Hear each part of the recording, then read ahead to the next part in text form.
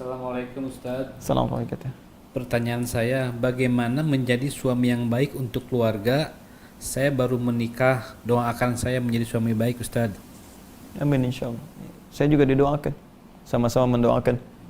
Ya, teman-teman dimanapun berada, yang dari Aceh, NTT, ya, Sumatera Barat, Kalimantan, Sulawesi, seluruh Indonesia, di luar negeri, yang sudah berumah tangga, ya kita berusaha menjadi baik. Sama-sama saling mendoakan, dan ukuran kebaikan kita bukan di hadapan manusia, tapi di hadapan Allah Subhanahu wa taala.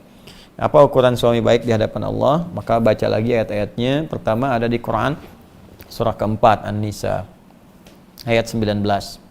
Ya. Paling kiri sebelah bawah di mushaf. Ya ayyuhalladzina amanu, duhai para suami yang beriman, la yahillu lakum an tarithun nisaa karha. Ya, jangan sampai kamu bersikap buruk kepada pasanganmu.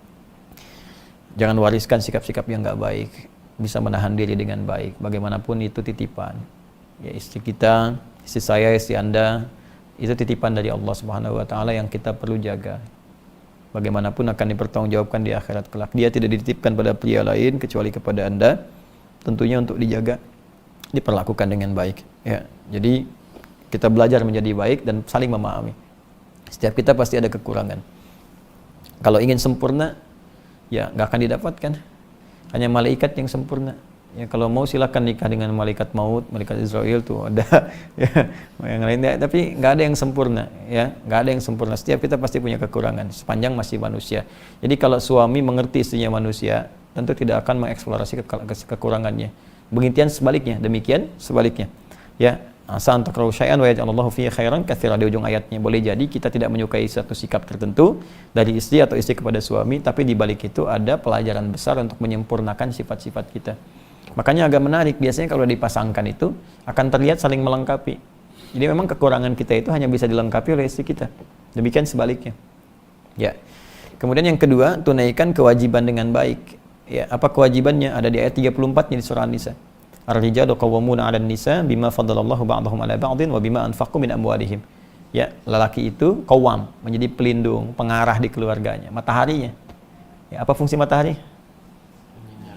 Menyinari. Sinar itu kan kalau ada pakaian basah disinari kering kan? Hangat, melindungi, maka lindungi. Kalau ada yang mengganggu isi keluarga, sengat dia dengan sinarnya. Ya, ada air mata, ya keringkan di pipinya dengan sinar-sinar kebaikan itu. Jadi pemimpin yang baik itu maksudnya.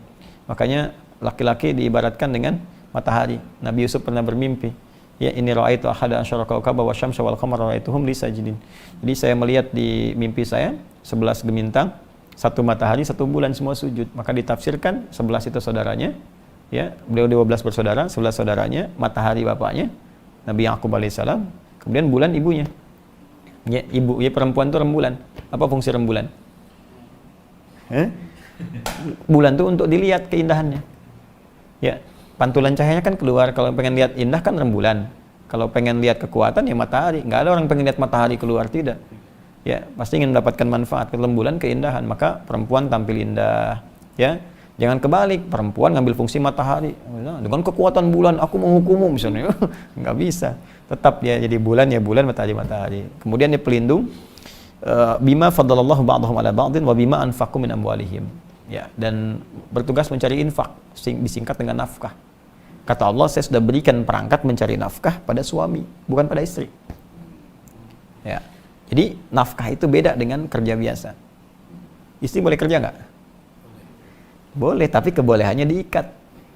Apa ikatannya? Tanpa mengabaikan kewajibannya di rumah tangga kalau sudah menikah. Ada anak jangan sampai terabaikan, nggak dapat asinya, nggak dapat perhatiannya, pendidikan, kasih sayang ke ibu hilang. Ya, lebih dekat dengan asisten rumah tangga dibandingkan ibunya, itu salah. Ya salah. Bagaimanapun Anda mencari rezeki itu di luar, untuk di dalam kan? Sekarang yang di dalam menjauh dari Anda. Jadi apa manfaatnya Anda mencari di luar? Para ayah juga begitu. Ya. Jadi poinnya nafkah itu. Jadi kalau nafkah, begini, di rumah ada berapa orang? 2. Antum sama istri, anak nggak dihitung? Bertiga. Baik, antum istri anak kan? Baik, antum nyari nafkah nih. Maka dari yang antum hasilkan itu akan dibuat oleh Allah cukup untuk 3 orang. Berapapun jumlahnya. Makanya luar biasa. Begitu antum pulang, walaupun dapat 50.000, antum berikan 50.000 ke istri, cukup bertiga.